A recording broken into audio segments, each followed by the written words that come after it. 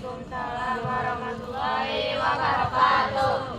Baik, berdirinya kami di sini ingin membawakan drama yang berjudul Uwais Al-Qarni yang dibawakan oleh Kamar 3.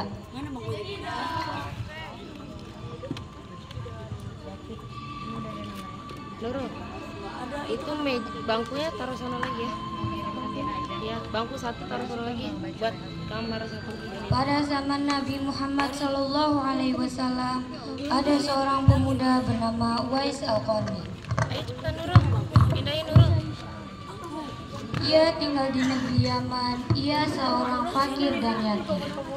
Ia hidup bersama ibunya yang lumpuh dan buta.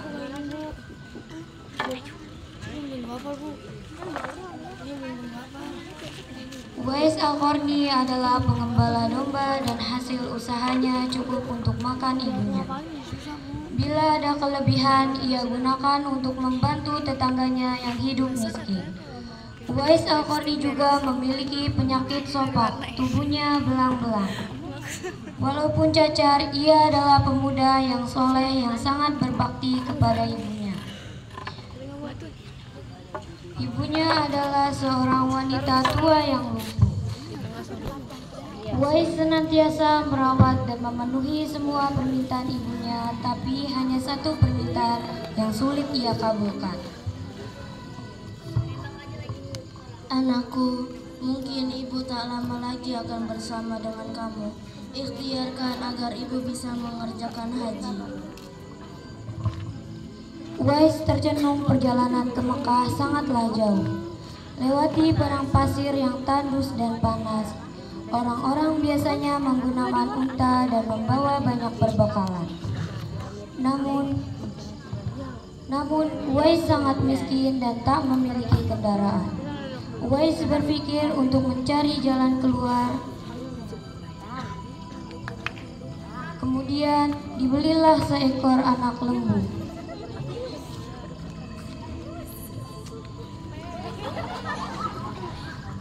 Kira-kira untuk apa anak kambing itu? Tidak mungkin kan pergi haji naik lembu. Oh alah, ternyata Uwais membuatkan kandang di puncak bukit. Setiap pagi beliau bolak-balik menggendong anak kambing itu naik ke bukit. Ha, Uwais gila, Uwais gila. Tak pernah ada hari yang terlewatkan. Ia menggendong anak kambing naik turun bukit.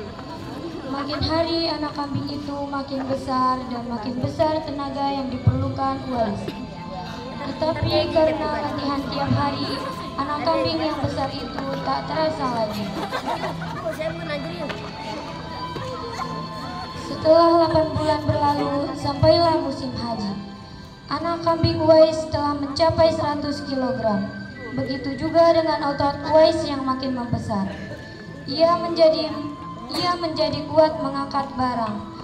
Tahulah sekarang orang-orang apa maksud Uwais menggendong anak kambing setiap hari. Ternyata ia latihan untuk menggendong ibunya. Uwais menggendong ibunya berjalan kaki dari Yaman ke Mekah. Subhanallah, alangkah besar cinta Uwais kepada ibunya. Ia rela menempuh perjalanan jauh dan sulit demi memenuhi keinginan ibunya. Uwais berjalan tegak menggendong ibunya tawaf di Ka'bah. Ibunya terharu dan bercucuran air mata telah melihat Baitullah di hadapan Ka'bah. Ibu dan anak itu pun berdoa, Ya Allah, ampunilah dosa ibuku. Bagaimana dengan dosamu? Ngantar ampun Nyai, maka ibu akan masuk surga. Cukuplah ridho dari ibu yang akan membawa aku ke surga. Subhanallah. itulah keinginan Uwais yang tulus penuh cinta. Allah Subhanahu wa Ta'ala pun memberi karunia-Nya Uwais. Seketika itu disembuhkan dari penyakit sopaknya. Tertinggal bulatan putih di tengkuknya. Tahukah kalian hikmah dari bulatan yang disisakan di tengkuk?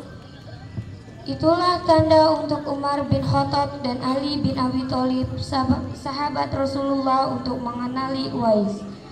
Uwais Al-Qarni anak yang taat beribadah dan patuh kepada ibunya. Ia seringkali berpuasa. Alangkah sedihnya hati Uwais Al-Qarni setiap tetangganya bertemu Nabi Muhammad, sedangkan ia sendiri belum pernah berjumpa dengannya. Kerinduan Uwais Al-Qarni untuk menemui Nabi makin dalam hatinya. Selalu bertanya-tanya kapankah ia bertemu Nabi Muhammad SAW dan memandang wajah beliau dari dekat.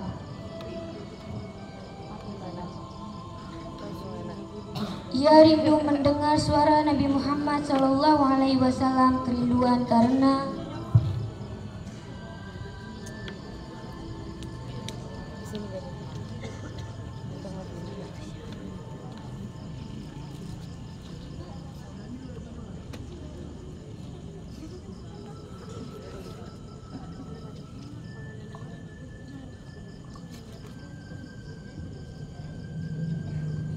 Wahai ibu, boleh aku pergi ke Madinah untuk berjumpa dengan Rasulullah?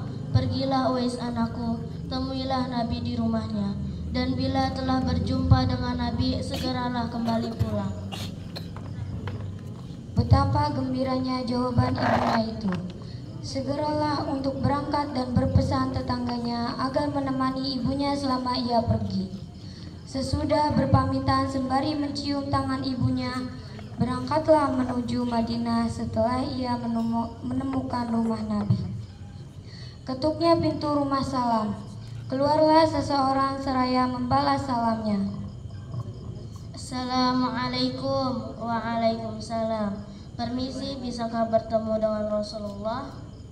Maaf, tidak bisa. Rasulullah sedang dalam perjalanan pertempuran bersama sahabat yang lainnya. Dalam hati Uwais bergejolak. Perasaan ingin bertemu dengan Nabi, tapi ia ingat pesan ibunya agar ia cepat pulang ke rumah. Akhirnya karena ketaatannya kepada ibunya, pesan ibunya mengalahkan suara hati dan kemauannya dan berjumpa dengan Nabi SAW. Waktu terus berganti. Suatu ketika Khalifah Umar sabda Nabi SAW tentang Uwais Al-Qarni. Khalifah Umar berbincang dengan Ali. Wahai Khalifah, apakah engkau tahu sabda Nabi tentang penghuni langit? Insya Allah saya tahu. Rasulullah SAW bersabda, kalau kalian ingin berjumpa dengan dia, perhatikanlah ia mempunyai tanda putih di tengah telapak tangan. Rasul menyarankan apabila kalian bertemu dengan dia, mintalah doa dan istighfarnya. Ia adalah penghuni langit, bukan orang bumi. Apakah engkau ingin menemuinya? Ya, insya Allah. Sejak saat itu, setiap ada khalifah atau rombongan yang datang dari Yaman, Khalifah Umar radhiyallahu anha dan Ali radhiyallahu anha selalu menanyakan tentang Uwais Al-Qarni. Wahai orang Yaman, apakah dalam rombongan kalian ada yang bernama Uwais Al-Qarni? Maaf Khalifah, tidak ada. Suatu hari rombongan Yaman datang ke Madinah. Seperti biasa, Khalifah Umar menanyakan apakah